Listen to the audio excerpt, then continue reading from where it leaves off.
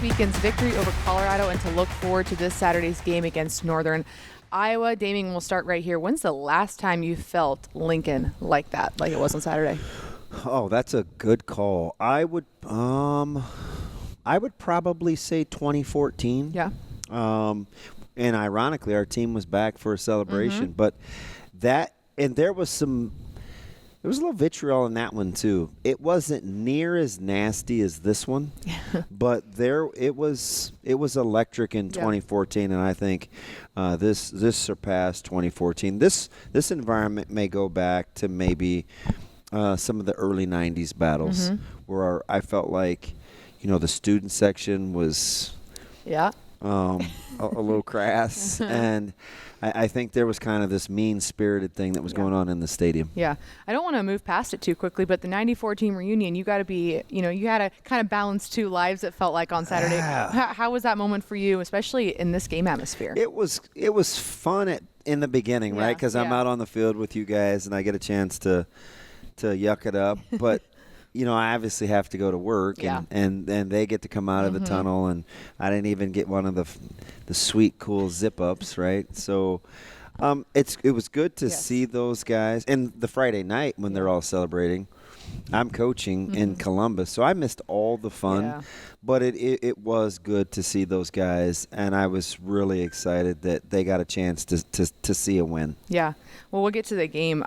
It felt like you shared a conversation that you had with Coach Roll before the game, and it felt like that kind of calm confidence for some reason was diffused amongst the team, amongst the fan base. I think the nastiness a little bit was because there was a quiet confidence in the preparation that this team had. In that first drive that the Colorado had the ball, it felt like that set the tone. That was the moment. The fans were like excited, a little bit of excited nerves, but then the lid came off because of that first drive. 100%. Yeah. He was very confident in the pregame. I try to, either say best wishes or sometimes we'll walk and talk, and it just depends on kind of where he is in his pregame routine, but we always talk.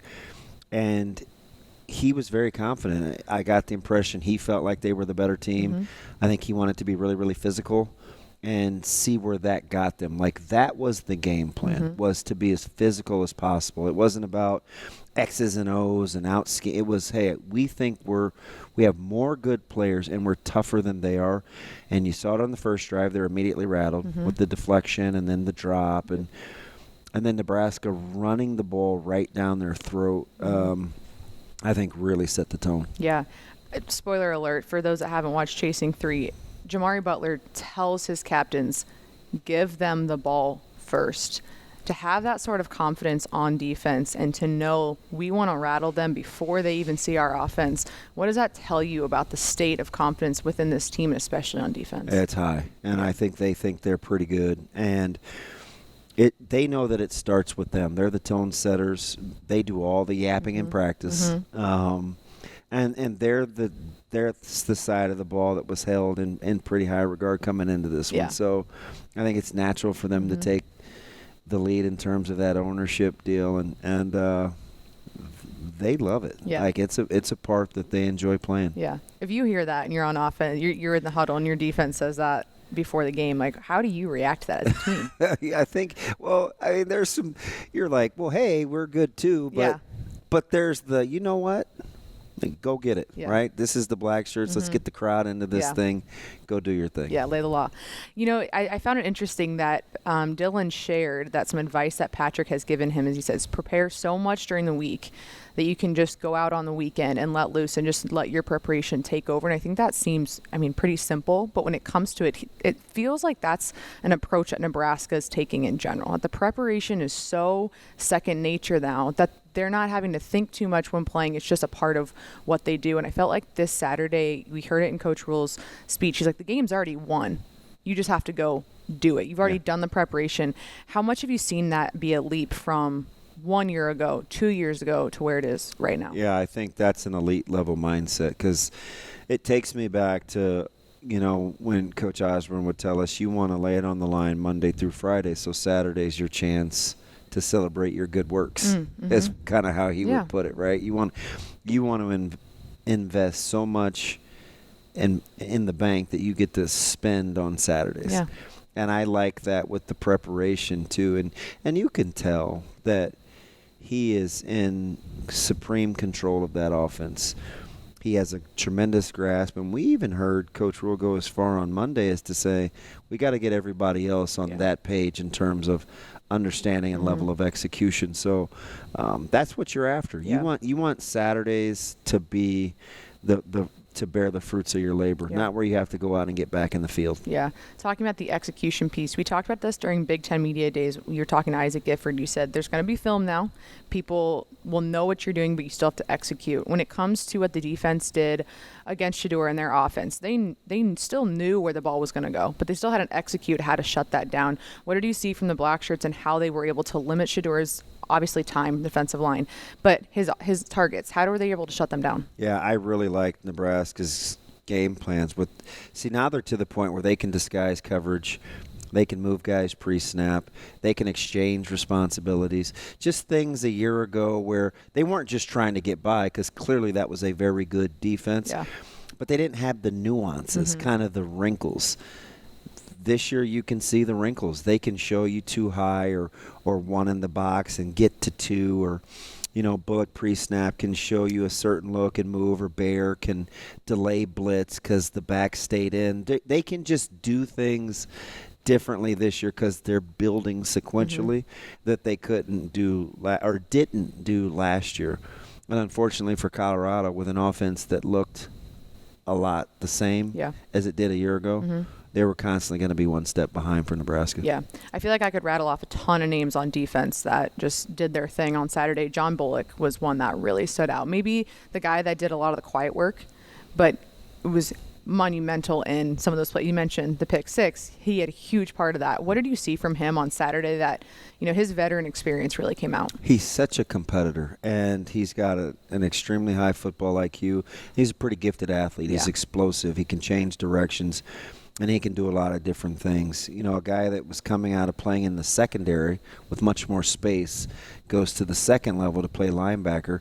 He's comfortable being in space because that's where he came from. And I think for him, he made a ton of plays without making the play. Yeah. So, but then in the third quarter, you saw him make a multitude of plays on one drive where he was directly responsible.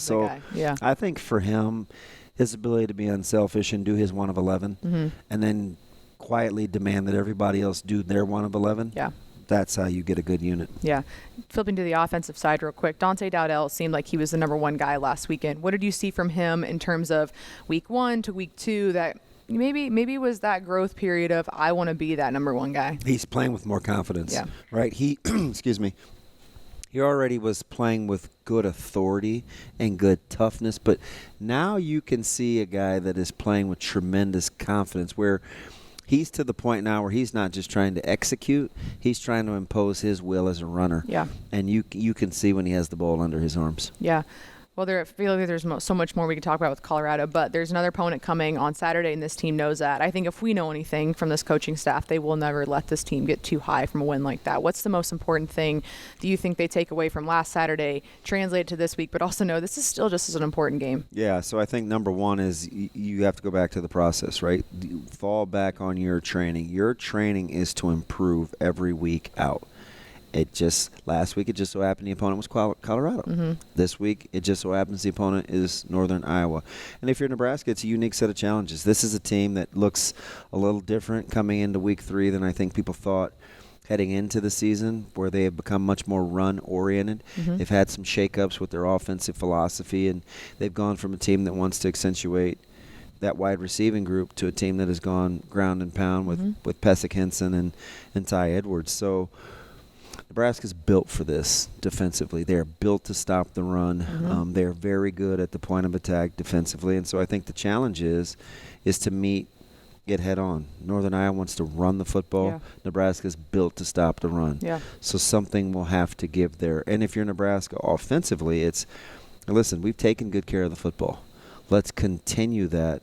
Continue to establish the run game and take our shot plays. Can we be better in week 3? They were challenged. Yeah. We heard the press conference on Monday. Yeah. Right? They were challenged. Hey, we need to win on the perimeter. We need to be in better shape. I felt like we got a little tired as the game went on. I'm holding you guys accountable to that. We heard Coach McGuire speak yesterday. He's going to demand that of his guys. And then the third part of it was, and Coach Rule basically said, hey, listen, I haven't seen it any worse. He is not happy with the special teams. So there will be no rest for the wicked. Yeah, no. Right. There's two big reasons that I think Nebraska will embrace this challenge of maintaining a level of excellence, and that's Matt, Rule.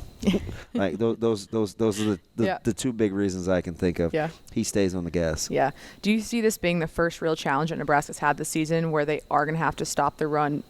And that's the main focus, where I felt like first week, not so much. Last week, they knew it wasn't Colorado's strength. Going into this game, knowing that this is our identity, but this is also theirs, too. Yeah, I actually think it kind of keeps them dialed. I like that. This is a trench game. Yeah. Northern Iowa wants to play in the trenches, and Nebraska's built in the trenches, so we'll see what happens. Yeah. Well, there you have it, our recap from Colorado, our preview to UNI, and we'll be back here next week.